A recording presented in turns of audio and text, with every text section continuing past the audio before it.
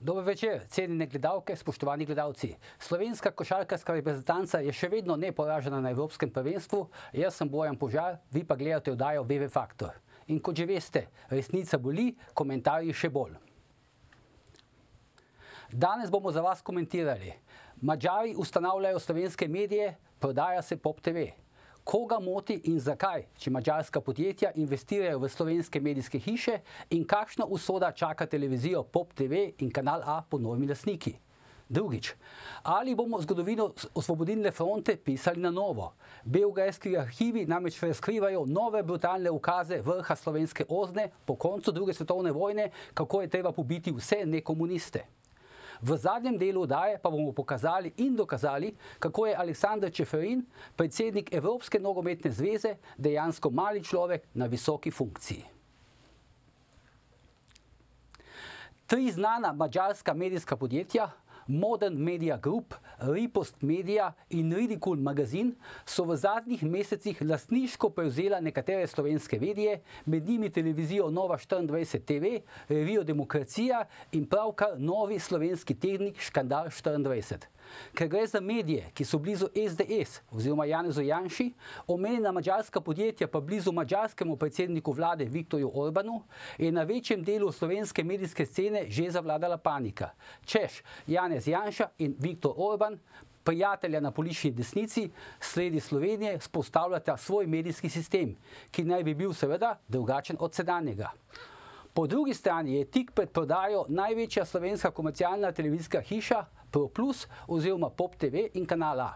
Od ameriške družbe CME jih kupuje družba United Group, skupina United Group, ki je v lasti ameriškega finančnega sklada KKR. Skupina United Group je med drugim lastnica Telemacha, katerega prvi človek je srbski tajkun Dragan Šolak, ki živi v Sloveniji. Član vodstva ameriškega sklada KKR pa je David Petraeus, nekdanji direktor ameriške tajne službe CIA in pristaš republikanske stranke. In tudi zato je na slovenski medijski in politični sceni zavladala panika. Ta posel prodaje Pop TV-ja naj bi bil končan do konca letošnjega leta. Z nami sta naša stalna komentatorja Mitja Čander in Tino Mamić. Dobrodošla. Dežuje, teme so težke, ampak predlagam, da kar začnemo. Tino, ti si novinar. Zakaj je po tvoje nastala takšna panika zdaj, ko naj bi Viktor Orban za nekaterimi podjetji vstopal v slovenski medijski prostor? Ja, ne vem, mogoče novinarji niso še ugotovili, da živimo v demokratični državi že od leta 1991, ko smo imeli prve svobodne volitve. Od takrat imamo tržno gospodarstvo, kjer vsak kupuje, kar hoče, pač glede na ceno. Tako da jaz ne vidim tukaj, zakaj zganjajo paniko, ne? Razen, če se bojijo, da bo padel medijski monopol, kar je pa čist v redu. Jaz bi se vprašal, recimo, zakaj nobenega ni motilo, ko je recimo avstrijska Stirija, ki je tudi v lasti rimokatoliške škofije, vstopila na slovenski medijski trg in naredila svoj dnevnik. Zakaj to ni bil problem? Ali pa drugo vprašanje, zakaj, mislim, da je Stirija celo delna solastnica dnevnika. Pa se to, če je škofija lastnica dnevnika in se to na uredniški politiki kaj pozna, jaz mislim, da prav nič. Zato se mi zdijo ti očitki najprej smešni, drugič pa nedemokratični, kot da ne bi živeli v tržnem gospodarstvu. Ampak veš, Tino in Mitja, kaj je mene presenetilo pri teh očitkih, ki so se pojavili, Prvič to, recimo, da so se pojavili na tako, kako bi rekel, precej brutalen način. Recimo, Marko Crnković, znani slovenski kolumnist, na svojem spletnem portalu Fokus piše, da so ti mediji, v katere zdaj vladajo Madžari, oziroma ki so blizu Janeza Janši, da to pomeni tako imenovano kuklukslanizacijo slovenskega medijskega prostora. To so pa precej težke ocene. Mislim, jaz takšnih ocen še nisem slišal pri nas. Ja, ne vem, meni je to res smešno, ker je naša, če ostanemo v tej, če rečem, v tej sferi kolumnista Crnkovića, bi rekel, da so naši mediji povampirjeni in rdeči od krvi To je kvečemu res. Tako da, če pride Ku Klux Klan, ne vem, kaj bo drugače. Mislim, ker ne gre to za prva tuja vlaganja. Ne? Finance so že od vsega začetka v lasti švedske skupine Bonnier. Ne? CME, kot smo videli, je že pred časom investiral oziroma pač naredil televizijo Pop TV in kasneje tudi kupil kanal A. Ne? Pa verjetno omenil si že Stereo, ki je imela brezplačni žurnal. Tako da ti Madžari pravzaprav niso prva tuja investicija na področju medijev. Ne? Še en zelo zgovoren primer je. Mladina je v italijanski lasti, ne? In sicer je to firma iz Stare Gorice, ki se je financirala oziroma ki je nastala iz denarja nekdanjega Saftija, torej iz udbovskega denarja, Udba se je takrat ukvarjala s tihotapljenjem orožja, s tihotapljenjem mamil in tako naprej. Torej, ta kapital je prišel nazaj v Slovenijo, ko je mladina bila v težavah. To pa ni sporno, ne? To pa ni problem in o tem se skoraj da nihče ne govori. Mitja, zdaj, da ti predam besedo, bi samo še eno pripomnil. Glavni očitek je, da bodo ti mediji, ki jih pač zdaj tukaj Madžari ustanavljajo, podobni medijem, ki naj bi bili na Madžarskem, pod vplivom Orbana, ki naj bi imeli neko svojo čisto posebno medijsko kulturo. No, ali to drži? Ne vem, preslabo poznam madžarske medije, da bi lahko o tem sodil. Mislim, da tudi to razburjanje je pač neka ritualna gesta. V Sloveniji je pač tako, da če kaj pride z drugega političnega pola, potem se pač razburimo. Predvsem se razburijo novinarji, ki pač se čutijo ogrožene, ki so do neke mere vendarle še vedno tudi družbeno-politični delavci. Mislim pa, da je stvar nekje drugje. Čas bo pokazal, če je ta namera Janeza Janše, da ustvari nek protipol medijski, če je dejansko uresničljiva, če se to v današnjem času da narediti, če imajo ti Madžari dejansko dolgoročni interes, gotovo zasledujejo tudi ekonomske cilje, ne samo nekih političnih. Mislim pa, da bomo vsi dejansko lahko sodbo izrekali šele potem, ko bomo videli, kakšne bodo te vsebine. Če bodo te vsebine hujskaške, izrazito propagandistične, potem verjetno nihče od nas resnejših ljudi ne bo preveč navdušen. Če bodo pa prispevali nekaj novega v ta medijski prostor, pa ne vem, zakaj bi se razburili. Se vendar imamo toliko nekih medijev, toliko nekih kvazi medijev, resnih medijev, vsakih in drugačnih, in jaz ne bi več tako podcenjeval naroda, da rečem tako, oziroma samih bralcev oziroma konzumentov medijev. Mislim, da ljudje so manj naivni, kot si marsikdaj komentatorji mislimo ali mislijo, in da ravno od tod izhaja tudi neka kriza medijev in neko globalno nezaupanje v Sloveniji, pa tudi po svetu do medijev, da nekako ljudje si ustvarjajo svoje mnenje, recimo konkretno pri teh medijih, ki so blizu SDS-u. Sej pa ljudje vejo, od koga so ti mediji. Vejo tudi, kakšno resnico prinašajo, kakšne informacije, in lahko zadeve postavijo v kontekst. V Sloveniji se velikokrat pojavi ta problem, da so ti interesi, bodi si politični, bodi si ekonomski, zakrinkani, so nekje v ozadju in jih pravzaprav ne vidimo ali pa jih manj vidimo in jih je težje razpoznavati in težje locirati, kaj se za njimi skriva. Jaz mislim, da kolikor je pač igra odprta, vsakdo ve, ok, ti mediji so blizu SDS-u, prinašajo neko resnico, ki je blizu politični filozofiji te stranke, in lahko si vsak pač misli, kar si hoče. Jaz mislim, da nikogar ne bo nič več in nič manj zaradi teh medijev. Sam osebno pa nisem ravno prepričan, če bodo ekonomsko na daljše proge lahko uspeli. To se pravi, če potegnemo zdaj recimo nekakšno vmesno črto, so ti madžarski vložki v slovenske medije povsem, kako bi rekel, poslovno legitimna zadeva, ne? Ja, na nek način pač imajo svojo filozofijo, verjetno iščejo tudi neke svoje priložnosti. Dvomim, da bi nekdo dal nekaj milijonov na mizo samo zato, ker bi z nekom prijazno kramljal. Verjetno ima nek jasen interes, bodi si država Madžarska nek strateški interes, bodi si sami lastniki medijev. To bo čas pokazal, prav je, da se te stvari raziskujejo. Sam bi si predvsem želel novinarstvo in medije v Sloveniji, ki bi bili čim manj interesno vezani. Vemo, da v zadnjih letih ne gre zgolj za politične interese, gre mnogokrat tudi za ekonomske interese, ki lahko tudi po politični lestvici plavajo gor, dol, levo, desno, kamor jim pač paše. In vsa ta interesna, da rečem, prepletenost pri slovenskih medijih je seveda moreča, verjetno najprej za tiste novinarje, ki želijo resno delati, za tiste urednike, ki želijo imeti neko neodvisnost. Saj verjetno ste gledali hrvaško serijo Novine, ki je zelo dobra v tem smislu, da je analizirala medijski prostor, in tam recimo, da povem mogoče eno anekdoto, en starejši, malo že naveličan novinar, ki je še verjetno začel v komunizmu žurnalizmu, pa zdaj dal skozi celo to tranzicijo eni mladi novinarki, ki raziskuje eno zadevo, reče, pa veži konja, kde ti gazda kaže, ne? In to pomeni, da seveda velja žal pri slovenskih medijih prevečkrat to pravilo, delaj tako, kot želi šef, in to se lahko tudi dnevno spreminja. Enkrat se nekoga nabije, pa ko se nekaj doseže, se mogoče obrne plošča. In jaz bi si predvsem želel medijev, ki bi res delovali kot mediji, ki bi bili neodvisni v tem smislu, ki bi imeli neko lastno pozicijo, recimo temu neodvisno. Pri nas se pa pravzaprav v medijih nenehno prepletajo neki interesi in tokrat vse odkrito vemo, od koga so in čigavi interesi to so. Včasih pa seveda to težje razpoznamo in takrat so zadeve mogoče še bolj nevarne. Ne, ampak zanimivo je tudi ta, kako bi rekel, ta pojava zdaj Viktorja Orbana, ne, ki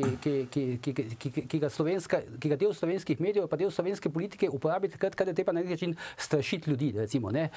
Viktor Orban je pravzaprav sporen, kapital, ki prihaja iz Madžarske, je sporen, to se zdaj ne kaže samo pri teh vlaganjih v medije, ampak tudi recimo pri vprašanju gradnje drugega tira, ne, ker so pa pri Luki Koper, ker so veliki protesti zoper to, da bi vstopil madžarski kapital, ne. Kakšen drug kapital, recimo avstrijski, primer Magde Steyr, pa ni bil popolnoma nič sporen, ne. Ja, čeprav generalno gledano imamo mi kompletno problem z nekimi tujimi vlaganji v Sloveniji, tudi mogoče pri nekaterih velikih zadevah, infrastrukturnih, pri Luki, pri kup drugih zadevah, ker smo navajeni na monopole, navajeni smo, da se te tako imenovane zgodbe nacionalnega interesa doskrat izkoriščajo za molzne krave, za najrazličnejše parcialne interese in potem se hitro bodi si ena, bodi si druga politična stran nekako zadrži pred tem, da bi spustila noter tujce, ker se bojimo, da nam bodo kaj vzeli in tako naprej. In mediji so samo del tega vprašanja. Sam bi si želel čim več kvalitetnih tujih vlaganj, ki bodo dolgo ostala tukaj in zgradila neko dodano vrednost pri projektih, ki jih imamo. Ampak to je zanimivo, ne? Recimo, da zdaj pač v tem primeru, ko vlagajo Madžari, ko naj bi vlagala podjetja, ki so blizu Orbana, se zdaj do nekih potankosti preiskuje, ne, ta zgodovina, ne, teh madžarskih podjetij, ko je prišlo pa prej, recimo, ko gre pa za kakšne druge medije, recimo konkretno prej Tino Mamić je omenil Mladino, ne, ker gre tudi za neko, bom rekel, vprašljivo lastništvo, ne, zlasti povezano z nekaterimi državnimi posli iz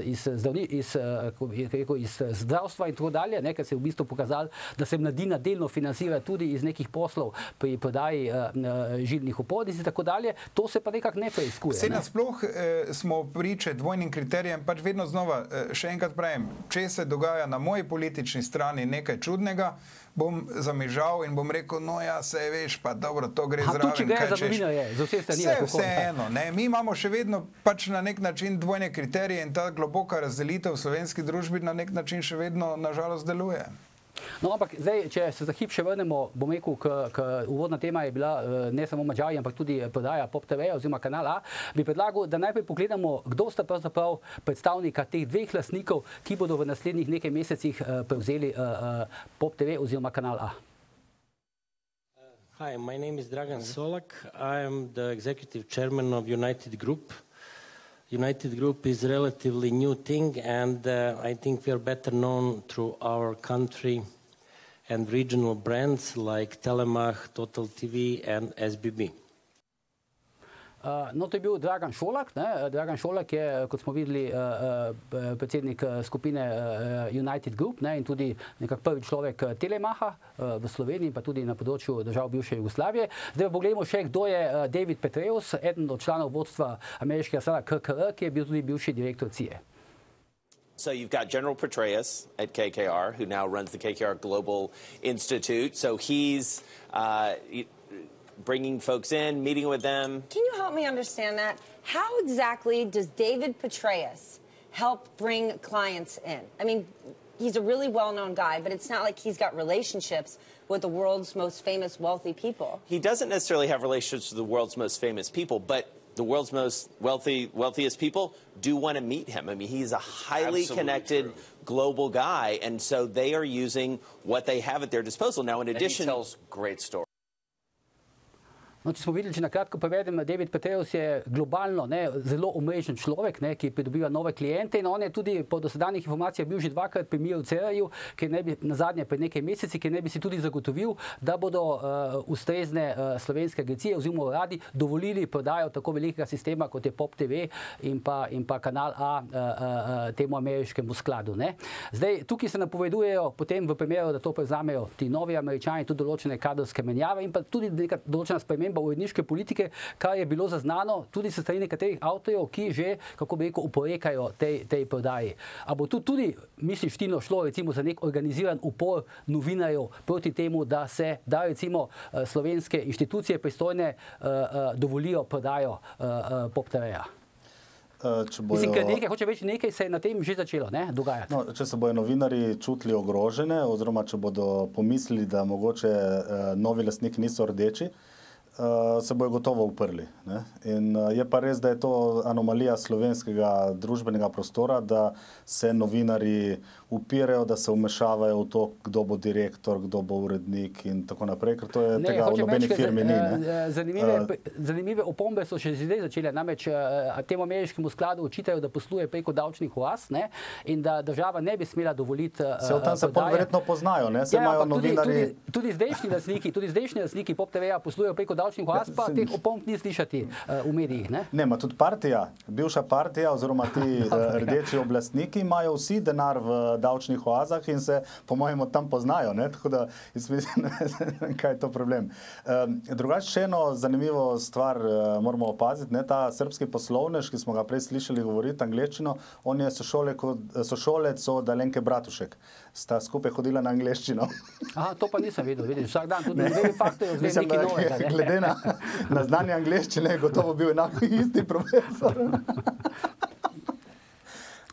Skratka, Mitja in Tino, ne pričakujete, recimo, da bi prišlo do kakšnih večjih pritiskov se strani medijev, novinarjev na državo, na vlado, naj ne dovoli prodaje Pop TV-ja oziroma kanala A? Jaz mislim, da bo to zelo težko, zaradi tega, ker general Petraeus CIA Amerika ima neko drugo specifično težo kot Orban, kljub temu, da je nekje Orban tu bistveno bliže, ampak si kaj predstavljamo, kako zgleda pogovor med CIA-jem in tem generalom, nekaj pride tja? Mislim, da Američane bolj živo čutimo tu, kot Mađare, in mislim, da tukaj ni nobenih možnosti za nek upor.